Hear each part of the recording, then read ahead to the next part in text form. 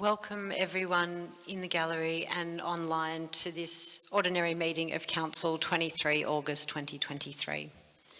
I begin by acknowledging the traditional custodians of the lands, waters and skies, the Wadawurrung people of the Kulin Nation, and pay respect to their continuing connection to lands, waters, skies, and acknowledge the contribution they make to the life and spirit of our community. We pay respect to past and present elders and extend this respect to all Aboriginal and Torres Strait Islander people. Item 2, present and apologies. From a councillor perspective, we have an apology from Councillor Michael Grout. Are there officers in apology? Yes, Mayor. Abby Tatterson's an apology, Acting Manager, Community. Thank you. Item 3, pecuniary interest and conflict of interest disclosures. Are there any conflict of interest disclosures, councillors? No. And officers? No. Thank you. 4, leave of absence of councillor. There are none. 5, public question time. So tonight I advise that council received 13 public questions and they were received within the prescribed timelines and guidelines. To commence responding to the questions tonight, our CEO will give an opening statement acknowledging that many of the questions are on a similar topic and bear similar questions and of a similar theme.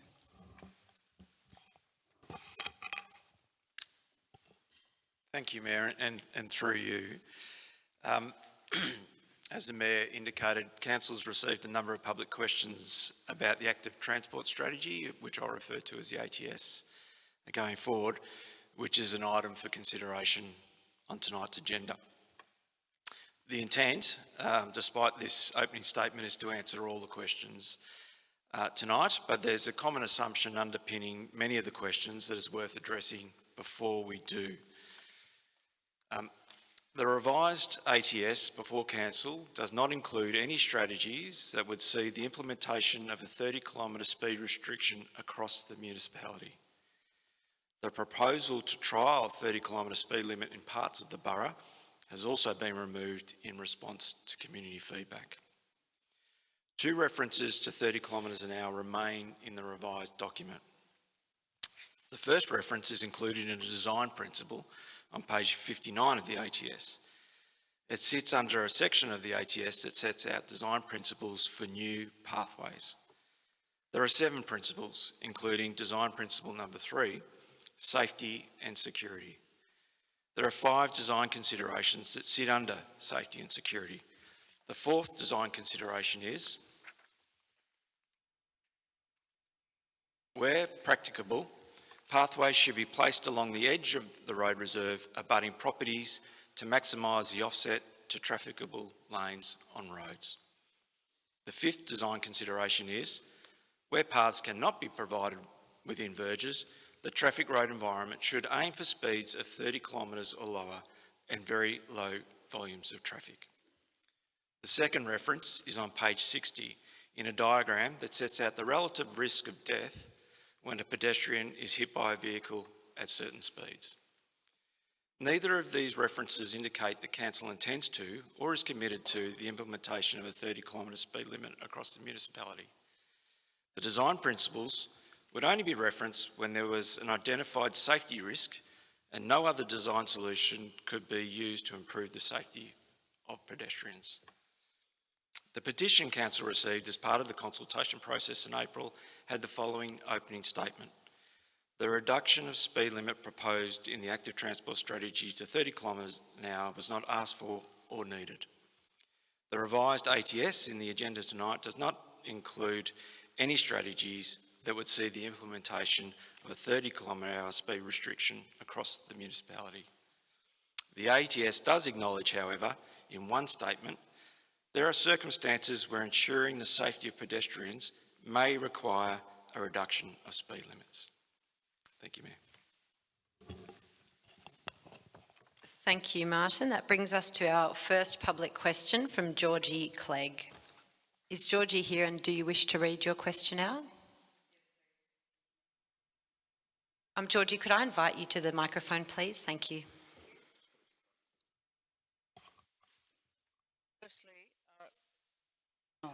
Sorry.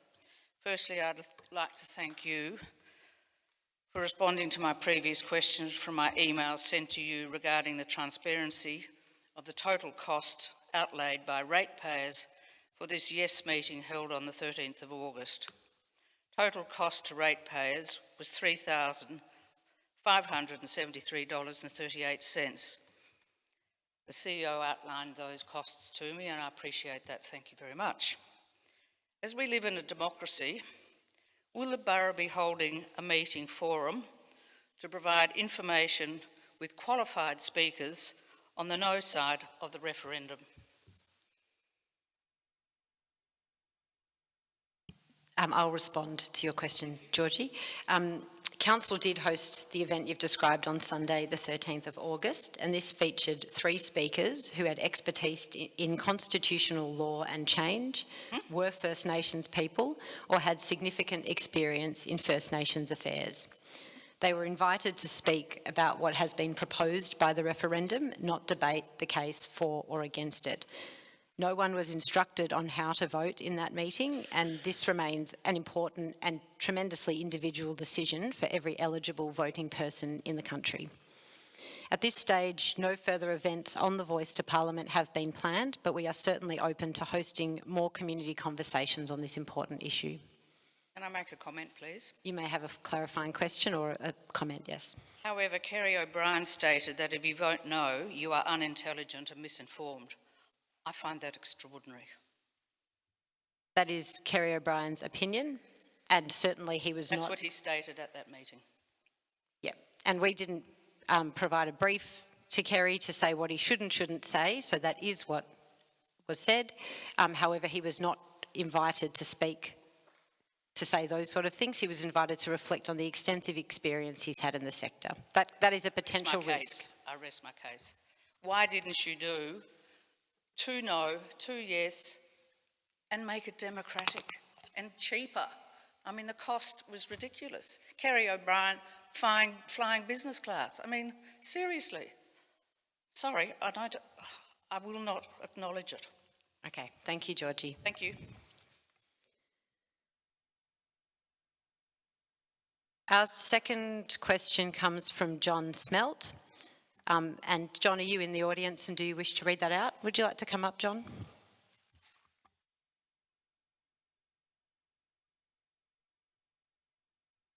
Welcome. Thank you, everyone. Thank you, Council. I'm talking about, my question is about the active transport strategy. I'm concerned about the current analysis used to identify the new pathways. You may recall that there's a table in there, lists priorities and so on. On page 56 of the document, the table nominates Point Lonsdale Road to an admin street in the Ripview entrance as the highest priority pathway in the borough. Does everyone know where that is? You can think about where it is outside the bowling club. This seems surprising, as this section of path, this section of path leads nowhere. There is no pathway leading to the entrance road and up to the Rip, and on the Point Lonsdale side, the continuation of it, it ends up just with bush down to the road opposite the guest house, the Point Lonsdale guest house. So I find it difficult to understand why that's the highest priority.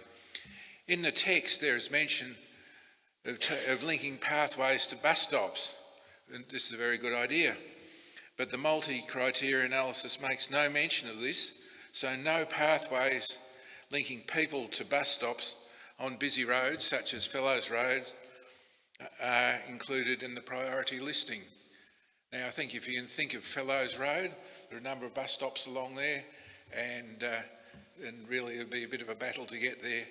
I mean, you'd have to walk onto the road to get along there, and I think Department of Transport's built some quite good bus stops, one near Kirk Road, but crikey, check out how you'd get there. It'd be a climb over weeds and vegetation and so on.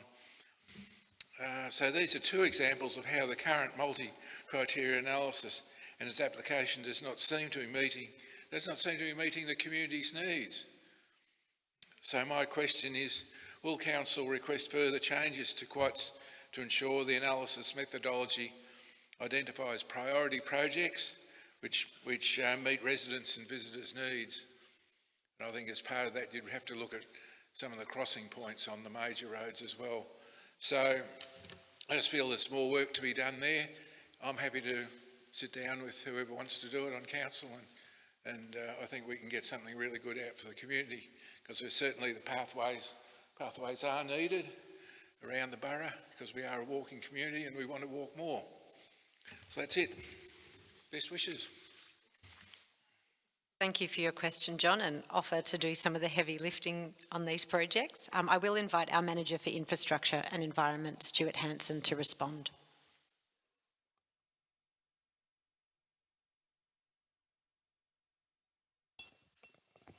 Good evening, Mayor Tolhurst and councillors.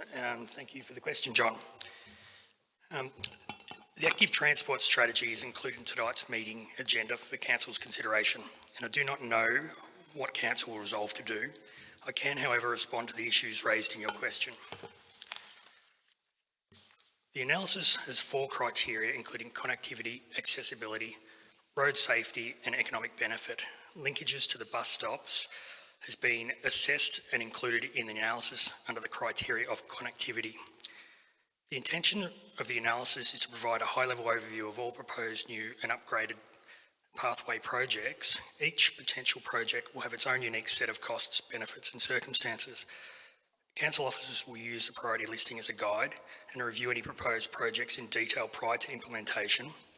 This may lead to certain projects being delivered earlier than anticipated in response to evolving needs or to capitalise on funding opportunities. In total, 138 individual new and upgrade projects have been assessed in accordance with the multi-criteria analysis. Fellows Road is currently ranked at number 35 on the list. Thank you, Stuart. John, did you have a clarifying or follow-up question you need addressed? Okay, but I really feel that there's a concern about the multi-variable analysis. I think there's something wrong there that throws up projects like that one I mentioned, the first one at Point Lonsdale Road. And I feel that if a few of us sat down, we could probably do that sort of thing. I have experience in doing that for rather major road safety programs in Victoria. So in terms of projects for identifying it, right, it's hard to get the eye contact. I want to get the eye contact with. Right. Yeah, so look, I think the point I'd just make it, rather than debate the detail of it now, which I think would draw out the meeting, is that we need to, my strong recommendation is we sit down and thrash it out together, and that would be my suggestion. Thank you, John. We'll leave that for consideration and voting of the councillors on that item in tonight's agenda. Question number 3 comes from David Patience. David, are you here? Nope. I'll read David's question out on his behalf, and that is, what consultation has the council done with Vic Roads regarding speed limit changes, and what was their position? And I'll again invite Stuart Hanson to respond to this question, please.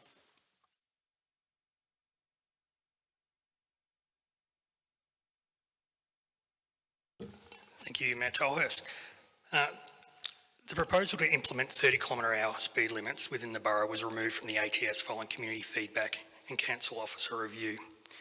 The Department of Transport have been involved throughout the consultation period. They were involved in the stakeholder workshops in early 2022. Furthermore, a meeting was held with the Department of Transport officers on the 5th of April 2023 to discuss various issues including the ATS and the sites. And site visits were undertaken between council and Department of Transport officers on the 1st of May 2023 to discuss specific matters from the ATS, including proposed speed reductions. DOT is supportive of any measures which align with the state road safety strategy and improve the safety of road users.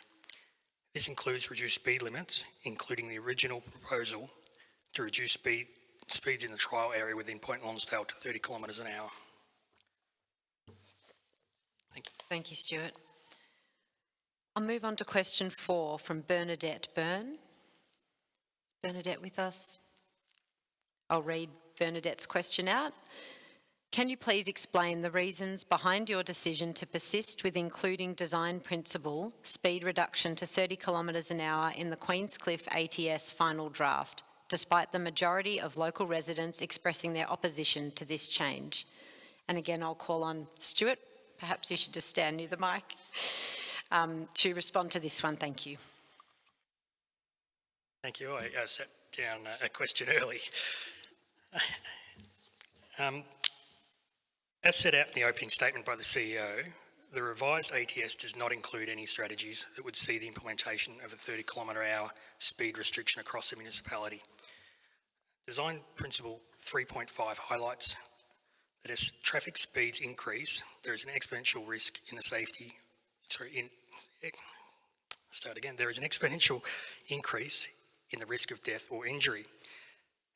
It highlights the need to undertake traffic calming measures to reduce traffic speeds and improve safety when following conditions are met: high traffic volumes, excessive traffic speeds, high on-road pedestrian and cyclist volumes. The first priority in these instances would be to provide off-road pathways to separate vulnerable road users. If this is not possible, traffic calming measures would be considered at strategic locations to improve safety. Thank you, Stu. I think you're off the hook for the next one, so you can take a little reprieve. Our next question comes from Alana Farrell. Alana doesn't appear to be in the gallery, so I'll read her question out. And that is, will all references to 30 kilometres an hour or lower speed limits be removed entirely from the active transport strategy draft? There has been overwhelming concern from the community regarding this, and the response from the Borough of Queenscliff has been vague and/or inconclusive and open to interpretation. The concern being that the report could be used in future to change speed limits to 30 kilometres an hour. Please clarify and reassure your community that their voice is being represented. And I think I'll be inviting the CEO to respond to this one. Oh, pardon me, there's a little bit more of the question. And that is, having witnessed firsthand the council's hasty... I'm a page ahead.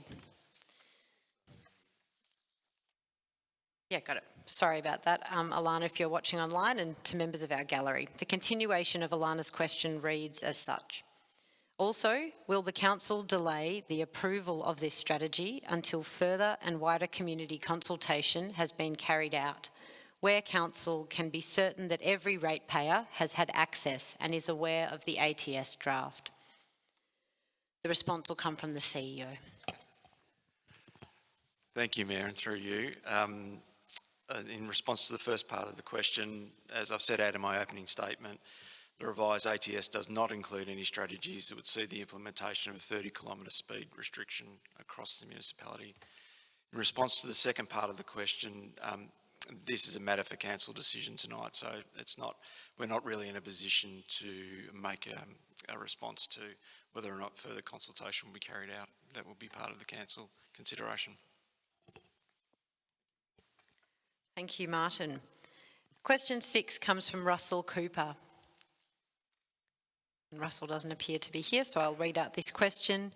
Has council considered the likelihood of increased road rage and consequential accidents resulting from frustrated drivers being required to obey unrealistic speed limits? And this is back to you, Stuart, our Manager for Infrastructure, to respond to.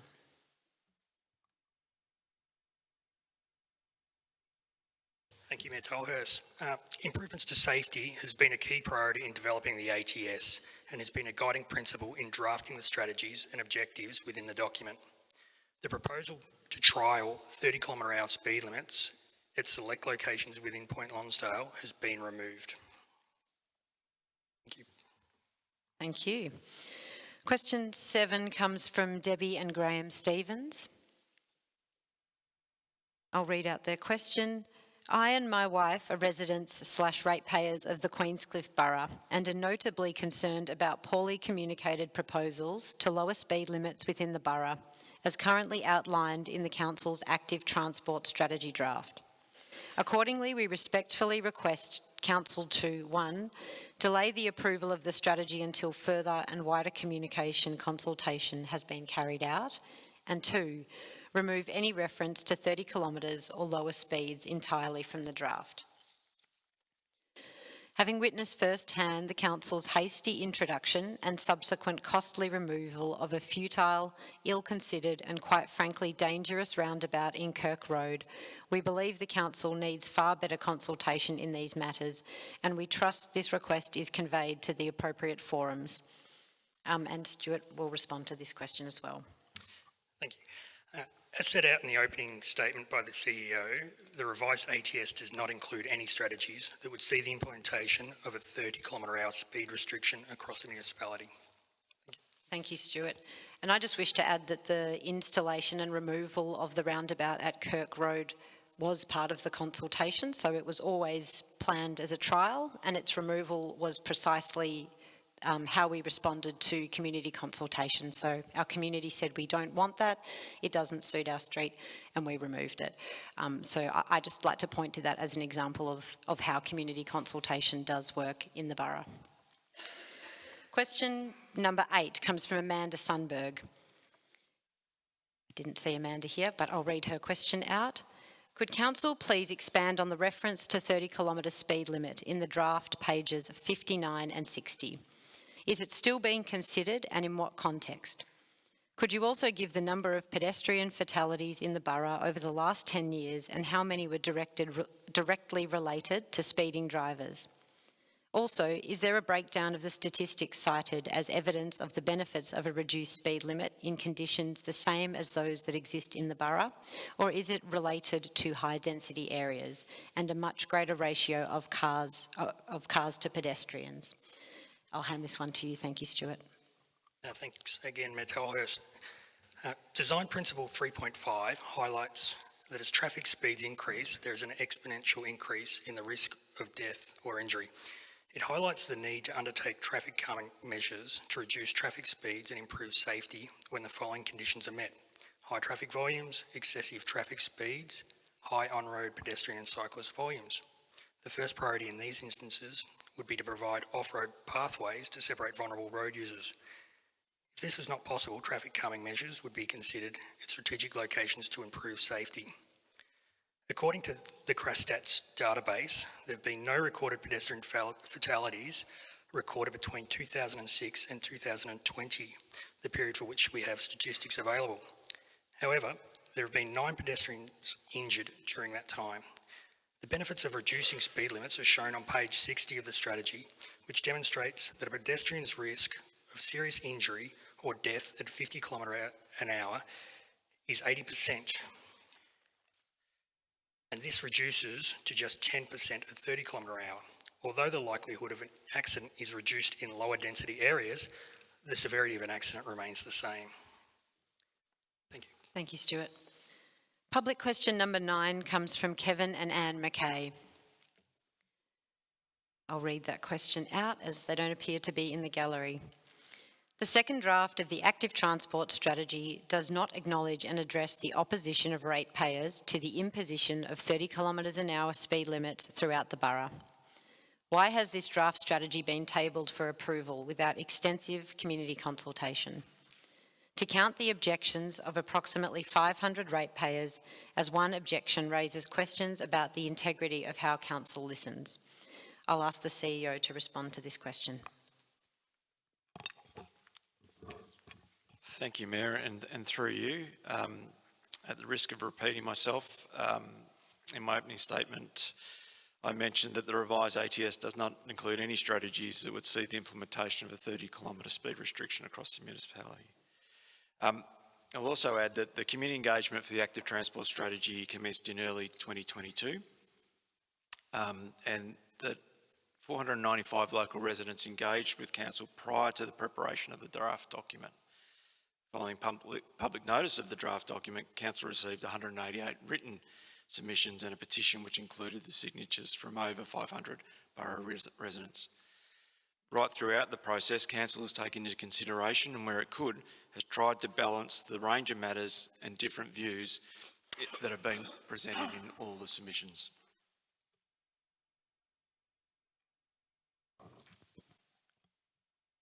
Thank you, Martin. That brings us to public question number 10 from Raylene McDonald. I don't think Raylene's here. I'll read her question out. When events of a political nature are funded by ratepayers, both sides of the discussion should be represented. Councils should always be bipartisan when it comes to personal votes.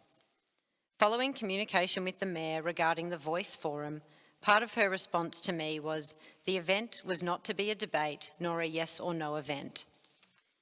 However, after attending this event, I would like to know why ratepayers' money paid for this egregiously one-sided discussion for the yes vote, with no recourse for the other side of the debate. In addition, I was assured questions could be asked at the end and only one was allowed. Why should ratepayers accept this as a wise use of our money when it was in no way bipartisan and therefore did not reflect all opinions within the borough? I'm happy to provide a response to this, and that is that the event held by Council was through Council resolution made in March and not intended to reflect all of the community's views. Rather, it was to provide information on what has been proposed by the Indigenous voice to Parliament and the upcoming referendum. As such, as we have noted, it was not a yes event, nor a debate on the merits of yes or no. Many other councils across the country are hosting very similar events and lineups such as ours. Locally, this is happening in the Surf Coast and the City of Greater Geelong. It's happening in Banyule City Council in Victoria, in North Sydney Council in New South Wales, Campbelltown City Council in South Australia, and that's just to name a few events. At the event on the 13th of August, we got through 3 questions, though more time for questions from the public was absolutely the intention, and we regret that this was cut short due to needing to make adaptations on the night to accommodate people's schedules. Question 11 comes from Peter Russell. Would you like to read it out, Peter? Thanks. Mr. Russell, you're the Mayor. That's my title, please, in future. Look, my question tonight is on the same topic of the Sunday public, or the Sunday meeting of the Yes campaign that you ran. This was, as you said, proposed by a minute of council on the 24th of March, proposed by you, the Mayor. Hewitt and Ebbels voted for this event. My questions, which is a series, but in one question. The event itself, proposition by Tolhurst and Ebbels, was proposed as an appropriate conversation that is educational and accessible. That's what your minute reads. However, the event presented solely the Yes campaign that you've been discussing tonight. The No case was, I'm told, barred from presenting. The actual number of Queenscliff and Lonsdale attending persons for a public meeting was less than 50 and had to be booked as a ticket beforehand. The 4,000 plus cost that I was told was the figure, which I've heard tonight is a bit less, doesn't matter.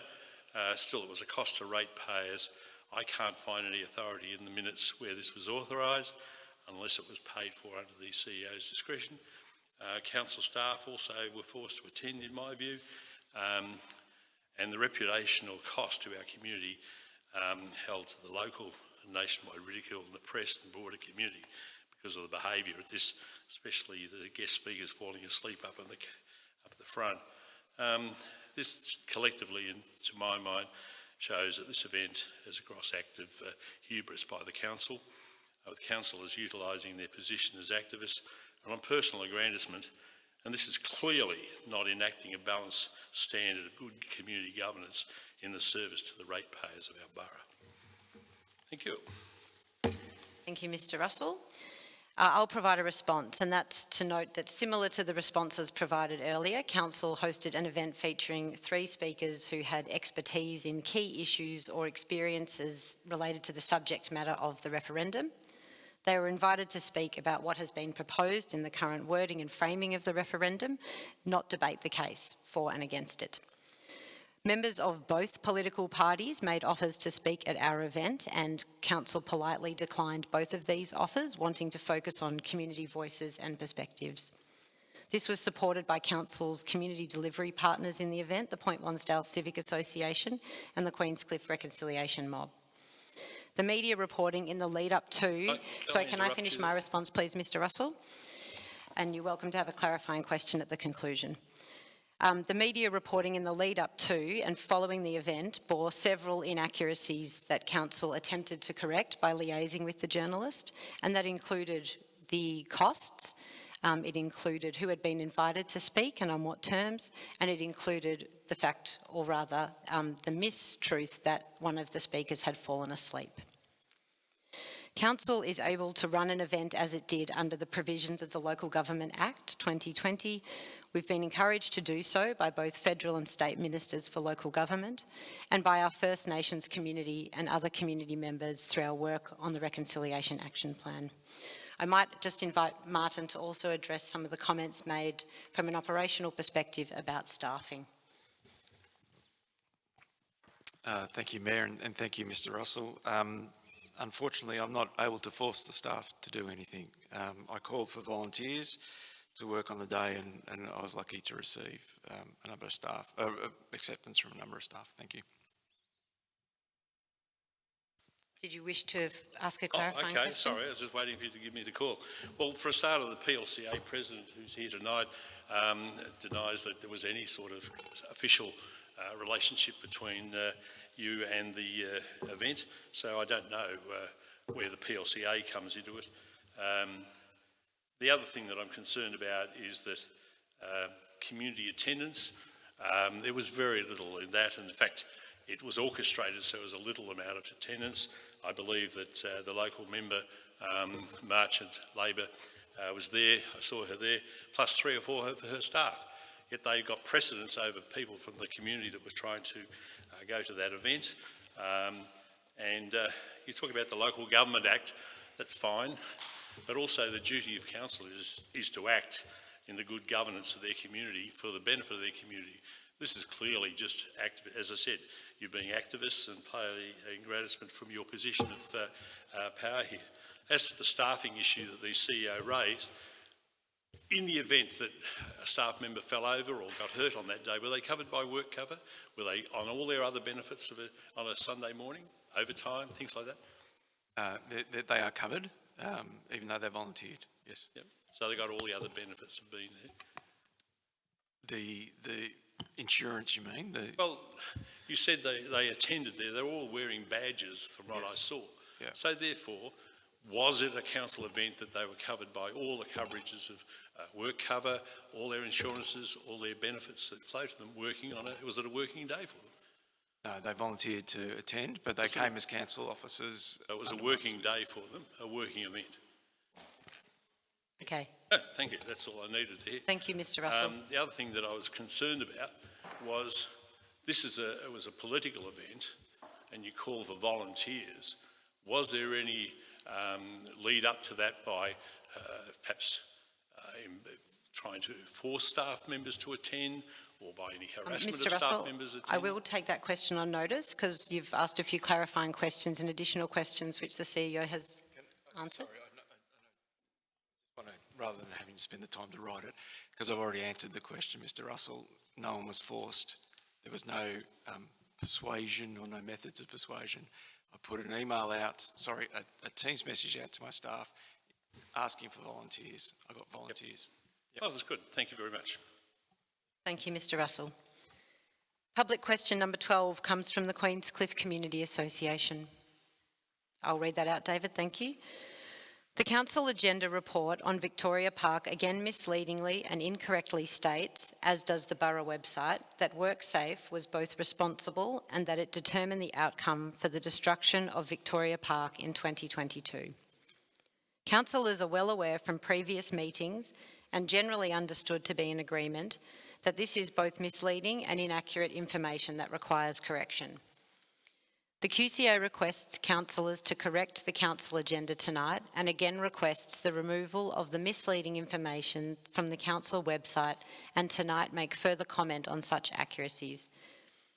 I'll invite the Manager for Infrastructure and Environment, Stuart Hanson, to provide an answer as it relates to the presentation of information in the council report. Thank you, Mayor Tolhurst. The council report considering the Victoria Park policy states, In late May 2022, WorkSafe inspected the site and determined that vegetation in Victoria Park continued to pose an unacceptable risk to public safety and issued council with a formal provisional improvement notice, PIN, that required council to take remedial action to reduce the risk rating for trees in Victoria Park to low risk. This is a factual statement that is evidenced by the WorkSafe PIN issued 19th of May 2022. Council undertook remedial actions to satisfy the directions to remedy the contravention and interim directions contained within the PIN notice. Thank you. Thank you, Stuart. And I would just add from a councillor perspective, David, that we're happy to undertake a review of website copy and any public messaging as it relates to Victoria Park following the meeting tonight and consideration of the items in their agenda.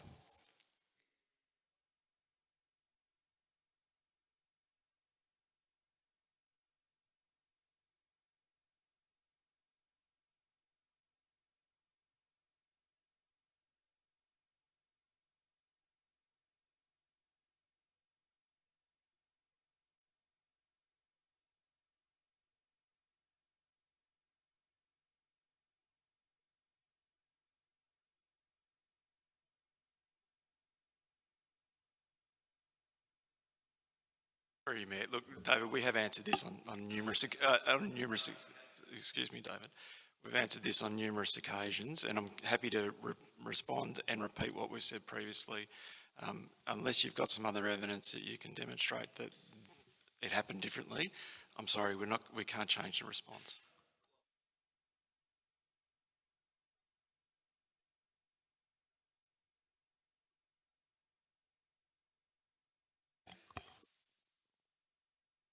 If, David, I'm sure the councillors would if the information was misleading.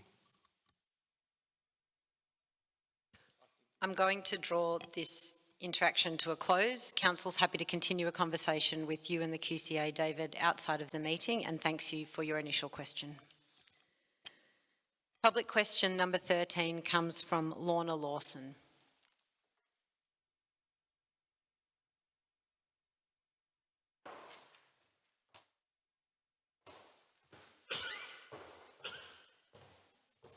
Good evening. I've done my best to go through the latest budget, and forgive my ignorance if I'm wrong about that is the borough's financial situation, is apparently pretty dire, with many portfolios and projects running at a deficit. Yet council is planning to spend money hand over fist to implement the QATS. I appreciate it's a 10-year project, but it doesn't look like to me that you actually have any spare funds to even start this project. The plan appears to be implementing a lot of new features, excuse me, I'm a bit nervous, a lot of new features without repairing or upgrading of what is already there, some of the footpaths we have, etc. Personally, as a homeowner, I know it's more economical to renovate a current house rather than build a brand new one in my back garden and leave the old one to rot, which in my opinion is what you're doing with a lot of our infrastructure. I would also ensure that I have money available in the case of an emergency. As the Mayor of the Borough, the plans and final approval has to come from yourself. My question to you, Mayor, is why are you spending money that we don't have and therefore possibly putting us into even more debt? After all, you can't predict if the economy is going to collapse or have an upturn, nor can you predict that we as a community will not have some sort of disaster, natural or otherwise, that needs cash injection. Where is this money supposed to come from? Whether it's for the ATS or in emergency, because the state government is broke and we can't get money from the federals. It's very short-sighted for the people you say you're serving. Thank you, Lorna. I will provide a response given some of that question is directed to me specifically, but in the first instance I'll ask the CEO just to talk a bit about our financial position. Thank you, Lorna. I will focus just on the financial position because Council hasn't made a decision about the ATS at this point. I'm very pleased to be able to say that Council is not in a dire financial position. In fact, the 2023-24 financial plan adopted by Council indicates that we're in a debt-free position. We have $1.4 million in a general reserve and $7.2 million in a total in other cash reserves. The Council plan measure, which Council adopted in 2021, indicates that we actually have an underlying operating surplus of $139,000, and that the projected underlying surplus for the next 4 years is actually, sorry, we've got a projected operating surplus for the next 4 years. Council notes the ongoing sustainability of the borough, informs the annual budget considerations and decisions about new projects and operating expenditure. Thank you. And then I just wanted to add from a governance perspective, I should clarify that the Mayor doesn't have final approval of the budget, that this is debated and discussed and voted on ultimately by all councillors. So the budget adopted is the responsibility of 5 councillors equally, or those who attend equally, and ultimately carriage of it is the responsibility of all of them. This year the budget was adopted unanimously, so it was given full support and carriage from all the 4 councillors in attendance at the June ordinary meeting. If you need a clarifying question, no worries.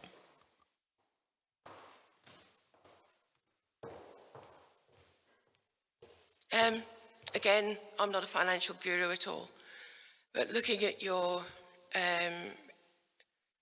rundown in your budget, you are pretty asset rich, but it doesn't look like you're cash rich.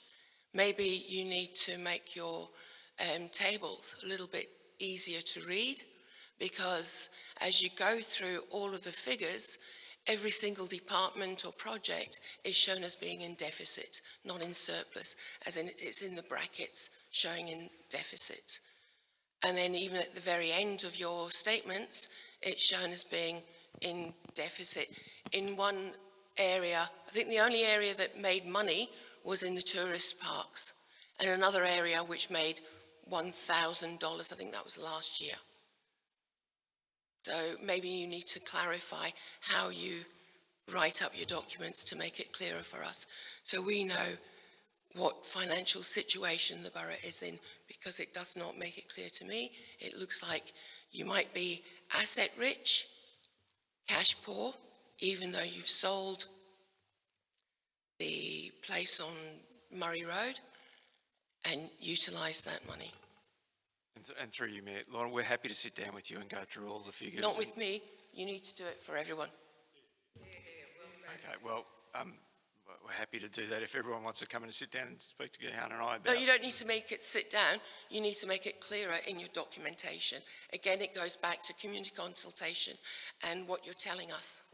Because those documents. Yeah, we're happy to do that, and we'll need to find an alternate, because there are prescribed statements that we have to use.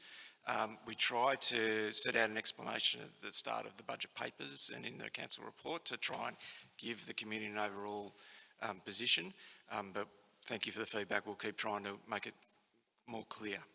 Yep.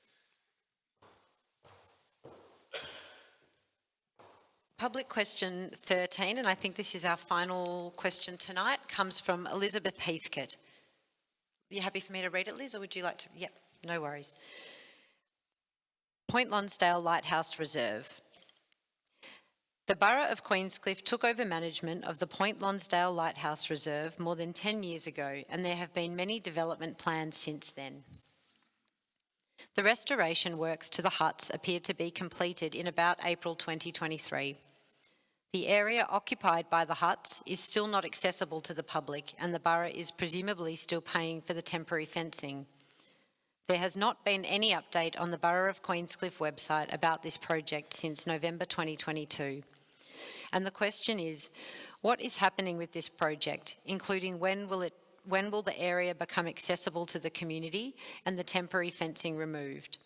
I would appreciate this question being addressed by Council tonight because there doesn't seem to be any information on this project flowing through to the community. I'll get the CEO to answer this one, Elizabeth. Thank you, Mayor, and through you, and thank you for the question, Elizabeth. We're just coming to the end of the defects period for stage 1 of the project, and there'll be one final clean-up of the site before the fences come down, but the intent is to get the fences down in the very near future.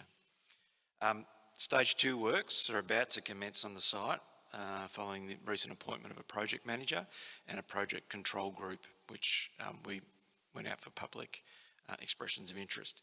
So part of the terms of reference for that project control group is that we're going to do communication a bit differently, including regular updates to the community so that everyone's more aware of the progress of the works on site, because the stage 2 is actually a number of discrete works rather than the one work. And so, yeah, we look forward to being able to share very soon so a bit of an overview of what the stage 2 will look like and what projects will be completed.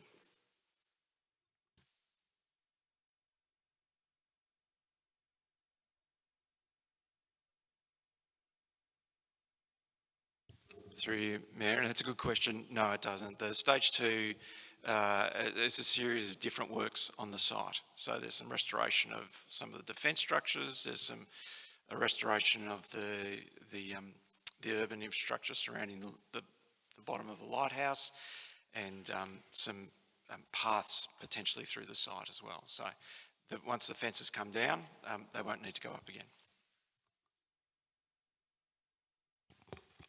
And Elizabeth, we'd certainly welcome any feedback or recommendation as to how those updates might be best communicated. That brings us to the conclusion of public questions.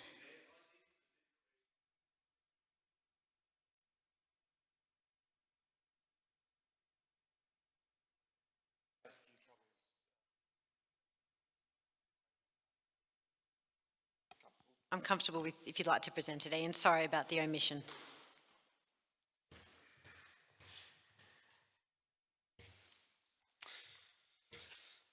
Dear councillors, further to my previous question regarding faeces and food ground into the paths in Hesse Street,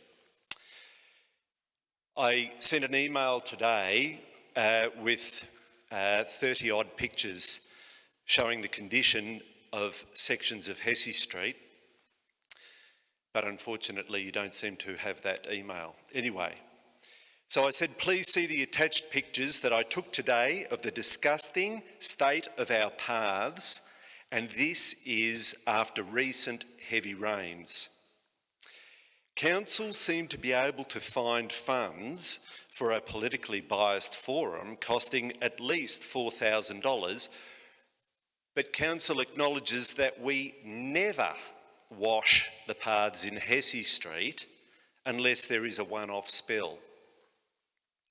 And also, after Martin has acknowledged that we seem to be awash with cash, I'm even more surprised. So can I remind Council that this historic town relies heavily on its historic ambience to attract tourists. Having faeces, chewing gum and other foods ground into our paths severely detracts from the image that we are surely trying to project. Will Council accept that we need to wash our paths as a basic cleaning standard at least once prior to the high tourist season and in the weeks following the high tourist season, as a minimum? Surely where there is a will, there is a way, but we must have the community will. Thank you. I'll invite the CEO to answer part of that question, then possibly take the rest on notice for a more fulsome update. Ian. And look, I will wait until we see your email and the photographs, and we're certainly happy to review the timing and how often we do wash the streets, and happy to come back to you after we've discussed with officers.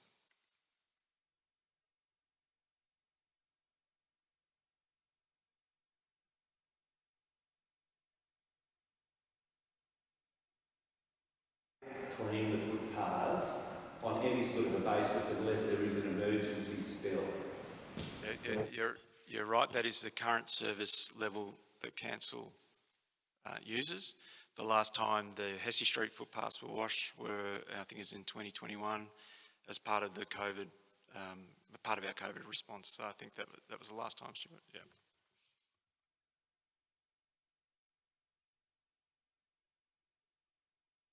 Thank you everyone for the public questions, and Ian, I do apologise, it was omitted and didn't make it into the printed responses. That brings us to item 6 in our agenda tonight, which is the confirmation of minutes of previous meetings. Item 6.1, a copy of the minutes from the ordinary meeting of council on July 26 is before us, and we have a recommendation to adopt the amended version as an accurate record. Do I have a mover for that recommendation? Thank you, Councillor Minty. Councillor Ebbels as a seconder. All in favour? Thank you. So passed. Item 6.2. Abstained. I wasn't at the meeting, so I can't vote. Oh, pardon me. Thank you. Jackie, if you can record count.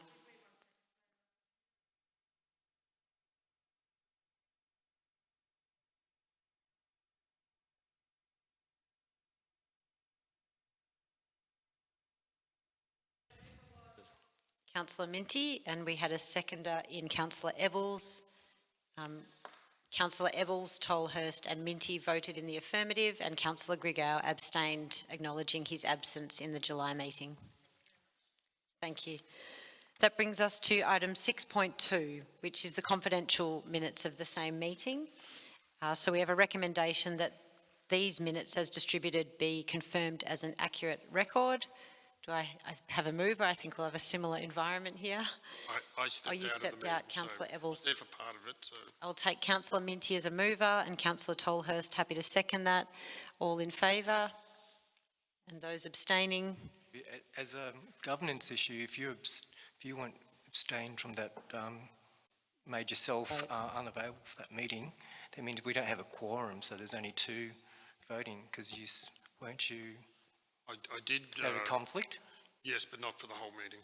Yeah, well, then the minutes aren't complete then to be voted on then. Is that correct? Sorry, through you, Mayor. There was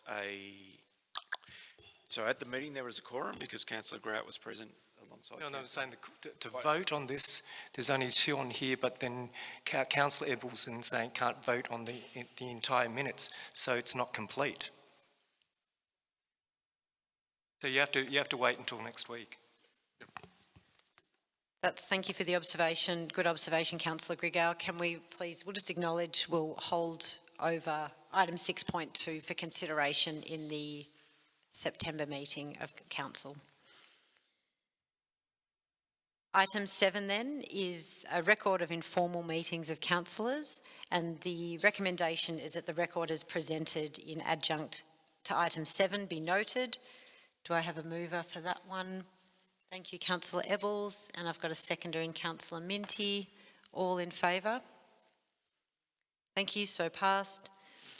Item 8, notice of motion. 8.1, notice of motion status update. There are no notices of motion outstanding. 8.2, motion on notice. No notices of motion were received. Item 9, petitions and joint letters, and there were none received either. Item 10 is our functions attended list, and we have a longish list to which the recommendation is that this report of functions attended be received. Do I have someone to move this? Thank you. I'll go Councillor Minty as mover and Councillor Ebbels as a seconder, and I'll put it to the vote. All in favour? Thank you. So passed. Item 11, Chief Executive Officer. 11.1, Chief Executive Officer Report for August 2023, and I'll invite the CEO to speak to this if he wishes. Thank you, Mayor, and through you. I won't speak to it because we've been speaking a lot tonight, but I'll take the report as read and happy to take any questions the councillors might have. Thank you. In the first instance, can I have a mover to put this on the table, please? Thank you, Councillor Minty. I'm happy to second the motion. And then are there any questions for the CEO and his report for August? Councillor Ebbels? No, sorry. Councillor Grigau? Just regarding the G21 and well, what do you see the importance of G21, especially for the Borough of Queenscliff, since by the end of this financial year, they won't have the funding from Geelong City Council? Do you see that we will have a future input? And will we actually have to provide extra funding if it's to continue? Through you, Mayor, and thank you for your question, Councillor Guiao. The board has been going through, the G21 board is going through a series of future options at the moment, and there are, within those options, we've probably shortlisted down to 4 alternatives, which we'll come and speak to Council about soon, and they range from a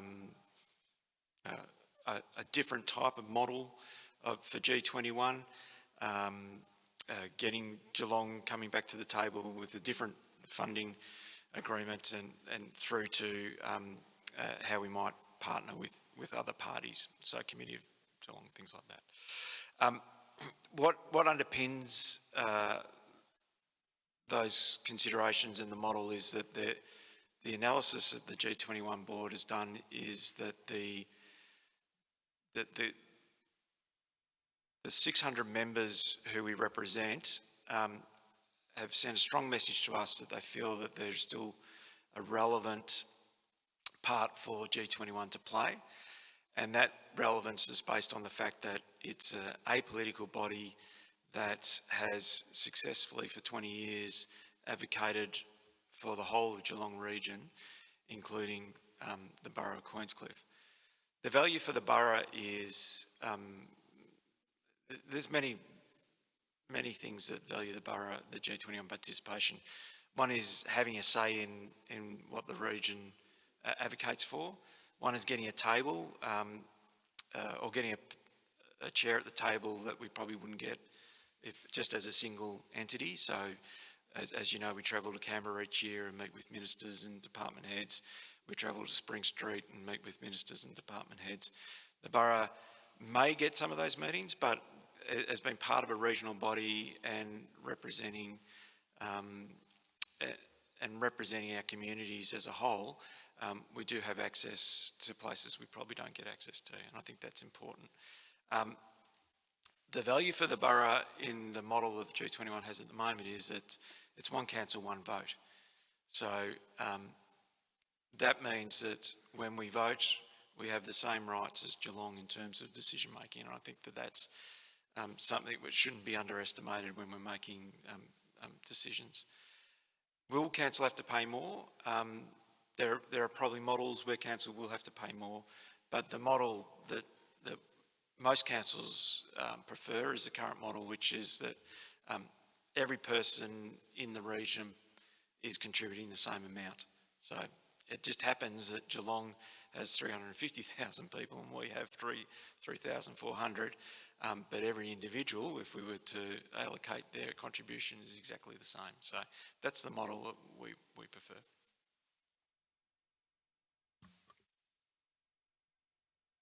Thank you, Martin. Are there further questions for the CEO on the report before us? Nope. I just might very quickly then acknowledge the triumph of having the distinctive areas and landscape statement of planning policy signed by the Minister for Planning, Sonia Kilkenny. This had a huge amount of involvement from community and locks in town boundaries. acknowledges our historic history, our environmental specialty, and captures the 50-year vision for the region. So to those close to the process or even on the periphery of it, I acknowledge your work and thank you.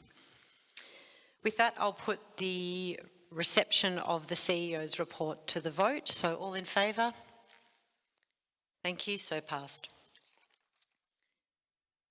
That brings us to item 12, health and wellbeing. Item 12.1, active transport strategy. And I just want to acknowledge we will deal with this item here, but it should have appeared as is prescribed in the heritage planning and infrastructure portfolio because that's where it's aligned to in the council plan. But we will address it here while it's up front and before us. So to speak to this, I'll invite Stuart Hanson. Madam Mayor, I'd like to move that we defer this item for further consideration. Thank you, Councillor Ebbels. Do I have a seconder for Councillor Minty? Thank you, Councillor Ebbels. Do you wish to speak to the deferral? Oh, we don't speak to deferrals. With that said, then I'll just simply put it to the vote. So all in favour of deferral? All opposed? And the motion is carried. I call. Thank you. Yep, Councillor Grigau wishes to call for a division. So all in favour? Councillors Grigau, Councillor Minty, Councillor Ebbels, and all opposed is Councillor Tolhurst.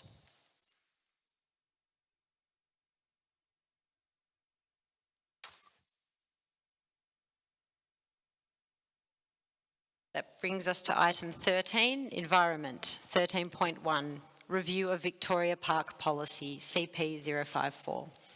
Stuart, will you be speaking on this item? Thank you.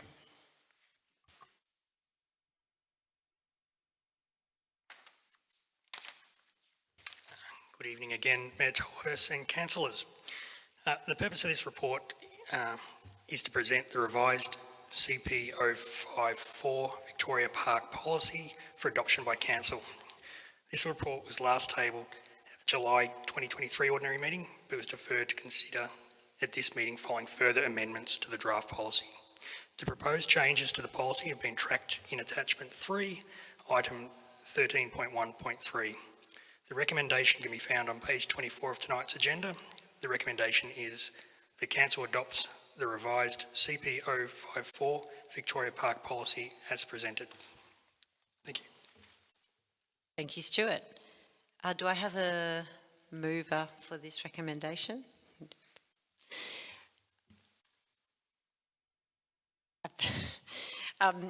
Thank you, Councillor Minty. Do I have a seconder? I'm just going to clarify something, sorry, a point of order here.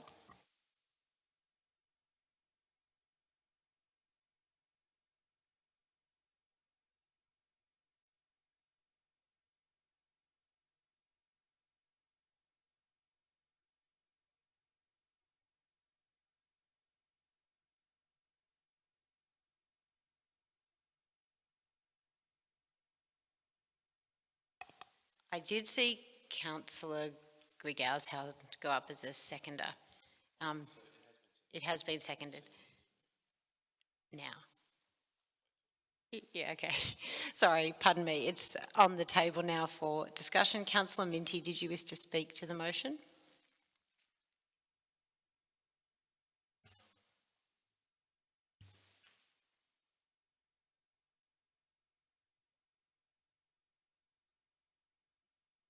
Pardon me for the clarification in process. I've not done this before. I wish to move an amended motion, and that is that the policy be adopted with the following changes. So what is presented in the first instance to the map that's appended to the document, and Jackie, I can send through a written declaration of this, to add the northeastern King Street Vegetation Reserve as per the Victoria Park Plan 2022 to be identified in the revised 2023 map and marked red.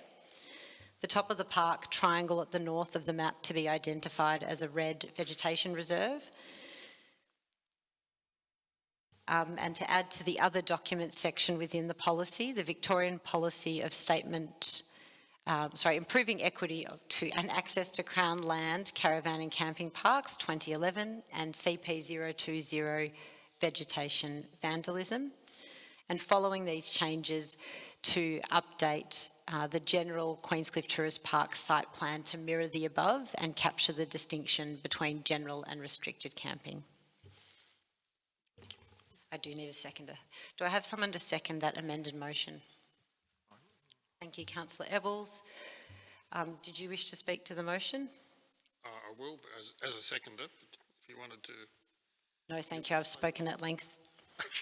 Thank you, and I just want to quickly say thank you to the people who have sent in feedback to us on this policy. It's 1 year on, and I think on reflections, I think what we've come with tonight is a better outcome for not just our community, but I also acknowledge a better outcome, I think, for our hot rod friends who come down every year, and it is an annual event. I think we all look forward to the impact, the positive impact and the economic impact, not to mention the loud noise, but it is for one weekend, and certainly we're sorry.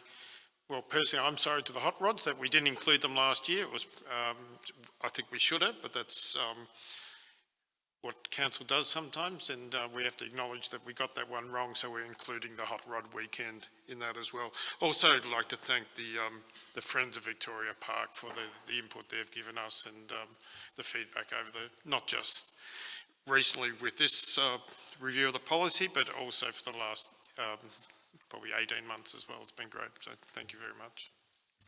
Thank you, Councillor Ebbels. Is there anyone else who wishes to speak for or against the motion? Councillor Grigau.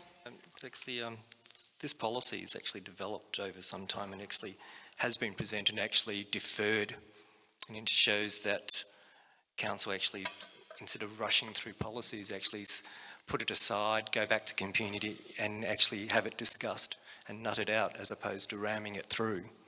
And then it gains better trust within the community to deliver a better policy. And so that's great, thank you. Thank you, Councillor Grigau. If there are no further comments, I'll put the adoption of this motion to the vote. So all in favour? Passed unanimously, thank you. That brings us to item 13.2. Thank you for joining us. Consideration of the Victoria Park planting schedule. Stuart, would you like to speak to this in addition to the policy? Yes, thank you. Mayor Tolhurst. The purpose of this report is to present the final Victoria Park planting schedule 2022 to 2025 for adoption by council. This report was tabled for the July 2023 ordinary meeting, but was deferred by council to August 2023 ordinary meeting. The report remains unchanged. I'll take the report as read, but I'd like to highlight the following points. The revised Victoria Park planting schedule incorporates community feedback received through the public exhibition period. Council was briefed on the results of the exhibition period on 5th of July 2023. The material alterations relate to removing a proposed pathway in the vegetation reserve, the addition or rather retention of open grassed areas within the vegetation reserve area, the addition of park furniture, and the removal of restrictions to public access. So the recommendation can be found on page 29 of tonight's agenda, and the recommendation is that council adopts the Victoria Park planting schedule 2022 to 2025 as presented. Thank you very much, Stuart. Do I have a mover for this or a mover with amendments? Whatever you've got, I'll take it. I'm happy just to move it as is, and I do have just a question and, no problem. And Thank I'll you. talk to the motion. Thank you, Councillor Ebbels. I'll just see if we've got a seconder in the room. Thank you, Councillor Minty. Councillor Ebbels, the floor is yours. Thanks, Stuart, and thanks for the report. And I guess we understand that we deferred the planning schedule as well as the policy. It made sense to, in case some things changed from the policy, which would reflect in the schedule, which it hasn't. Just a quick question in regard to, obviously we're looking at, for this year, doing some weeding, mulching and maintenance and being prepared, ready to plant in autumn next year. Yep. I just wanted to clarify, given if this motion passes tonight, will we be in a position to purchased stock, seedlings, so therefore we will have more mature stock when it comes to actually planting. Yes. Yes? Okay, thank you. And just to speak to the motion again, I just wanted to thank the Friends of Victoria Park for offering, and we won't forget David Kenwood, you offered all your friends to help come and plant as well. So I know you started off with a handful of people and then you now got quite a few more. So we look forward to working and getting Victoria Park planted out. So thank you again to you and the community. Thank you. Thank you, Councillor Ebbels. Councillor Minty, do you wish to speak to the motion? No, put it to the vote. So, Oh. I would like to speak for the motion, actually. And it's really just to echo a thanking of the Friends of Victoria Park for presenting their concerns in a really collective and coherent way. I know there's an immense amount of dedication and passion and commitment to the site, and as Councillor Ebbels said, your ongoing dedication to it has helped it recover at a great rate of knots, and it's looking really impressive, and I know lots of those birds are returning merrily to the site.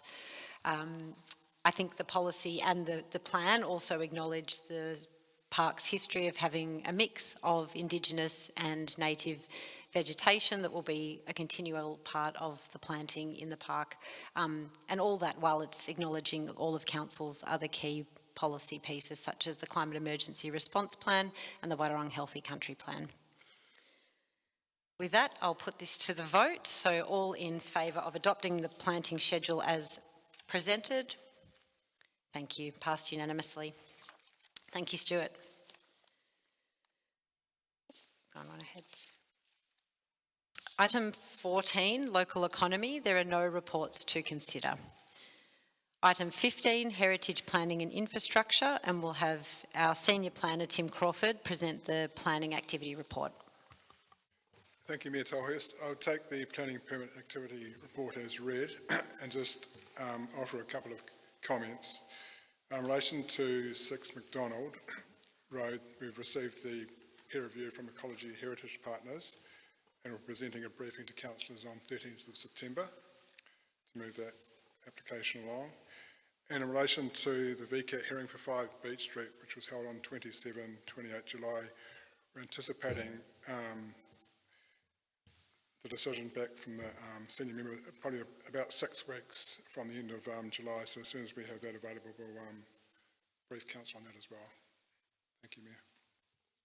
Thank you, Tim. So do I have a mover to receive the report in the first instance? Thank you, Councillor Grigau, and I'm happy to second that. Are there questions for Tim? No, but Councillor Grigau, you wish to speak to the motion? just, would you be able to give us a quick brief update on the 2 VCAT hearings and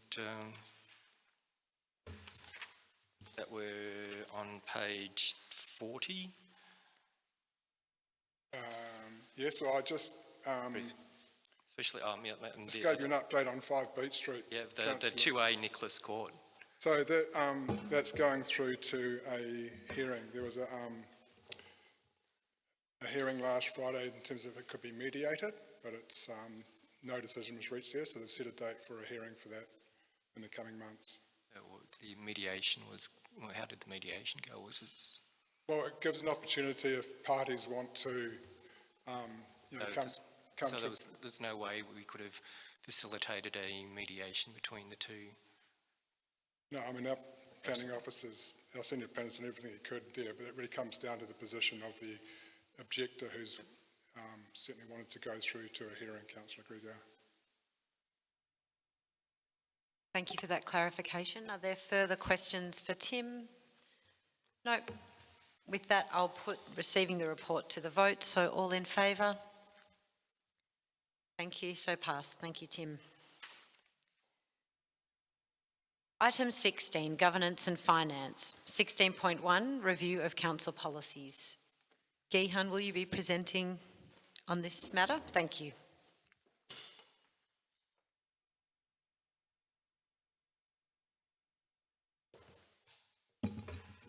Thank you, Madam Mayor. Councillors, in this agenda item, we have proposed to revoke 2 council policies The main objective of that proposal, if you take those two council policies, those are not making any policy decision or providing any direction for officers, rather than just referring to a set of operational policies and plans. So with another reason for why we are proposing those to be revoked, with the implementation of new systems, our ICT landscape has changed significantly, so that has made all of those current plans and organizational policies irrelevant. So what we will do as a part of the project, we will revisit, update those plans, and we will bring those to the Audit and Risk Committee. So even after revoking, Council will not lose any visibility or transparency over those policies, because still those will get reported to the Council via the Audit and Risk Committee. Thank you very much, Gihan. The recommendation is that Council revoke Council Policy CP 023 and CP 034. Do I have a mover for that motion? Thank you, Councillor Grigor, and seconder in Councillor Minty. Councillor Grigor, do you wish to speak to the motion? No, I'd just like to thank Gihan for all his work on this with the ICT improvements, and it's made some of these policies obsolete. Thank you. Thank you, Councillor Grigor. Councillor Minty, do you wish to speak to the motion? Thank you, Mayor. Yes, I do. I'd like to point out, yes, to retire policy is always good for business organisations and what have you. So I think this is this process is well done, well underway. The only thing I would highlight is that disaster management, when it comes to all sorts of things, including COVID, saw us ill prepared because we retired the SARS plans a little early, and perhaps we lost the documentation to implement a similar fix for the population of Australia, and I know that this is only a local issue, so I would counsel anybody who don't take the documentation too far away, because we may need to pull it out, because I would like to congratulate Council historically for the support it gave to the citizens and business through that period. And I think it is that action that was taken, thought through, managed by Council, that kept a lot of businesses alive and kept a lot of people in the borough sane. And so therefore I think, whilst it's a good thing to retire the policy, keep the policy close by, because we may have to implement it, these things are now floating around and they're very important to keep an eye on. Thank you, Councillor Minty. Councillor Ebbels, did you wish to speak to the motion? No. With no further commentary, I'll put this one to the vote. All in favour? Thank you. Passed unanimously.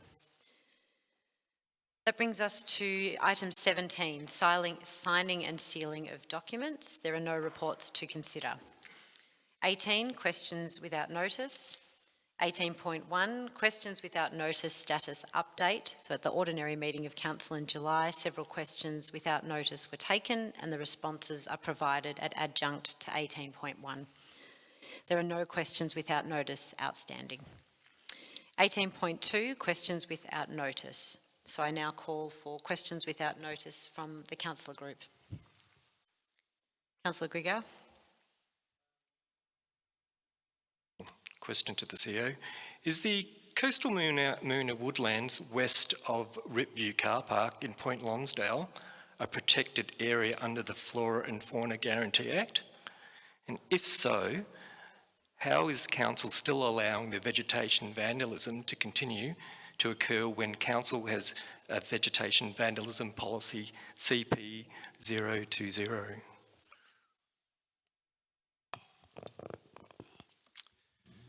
Through you, Mayor, and thank you, Councillor Grigor, for your question. My understanding is the Moona communities are protected under the Flora and Fauna Guarantee Act, and we, following recent concerns that have been raised with us about an increase in activity at what is colloquially known as the Humps and Bumps site, we've engaged with the Conservation Regulator and with DECA, who are the ultimate managers of the land, to work out how we may and might make sure that we're meeting our responsibilities under the Flora and Fauna Guarantee Act. I think that's about it at the moment, Stuart, isn't it? We're working through that. We have a plan. We understand that anecdotally that this is an area that the youth of Point Lonsdale have been using for 40 or 50 years, but the increased intervention and removal of sort of ground and the establishment of jumps have taken it to a different level now. And so while we probably should have acted more quickly in the last couple of years, we're certainly in a position now where we will be acting and working towards remediation of that site. Thank you, Martin. Are there further questions without notice? Nope. Thank you, councillors. I'll move to the next item, which is item 19, list of council meetings. So we've acknowledged a few listening posts and the next ordinary meeting, but I'd like to note that the council listening post scheduled for this Saturday is to be cancelled due to councillor inavailability. And then the remaining listening posts we've scheduled go on to a varying cycle of the Queenscliff and Point Lonsdale markets, just for a bit of consistency and regularity, but council always welcomes feedback about appropriate sites and times for those listening posts. Item 20 is closed session of meetings. So I will now close the meeting to the public to consider confidential items. Excuse me, point of order on this one. There's no point in closing the session of this meeting because we actually can't vote on this in-camera topic because the documents haven't all been distributed regarding the CEO's mid-year assessment. I have circulated the document. It isn't a final draft, and the appendix wasn't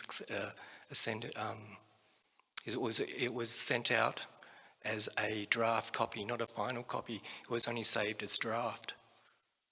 That's the final copy. That's acknowledged by the committee as the final copy. It says on the document, it says draft. The heading says draft.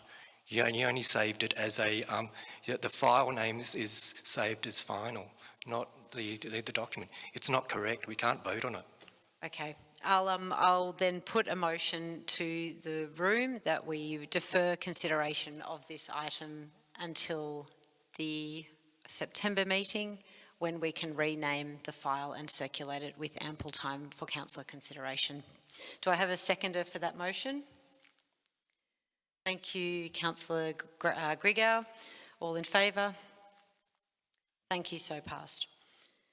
So we have no closed session and confidential items to address today, and therefore I think we annul item 21, ratification of confidential items, because there are none to be considered.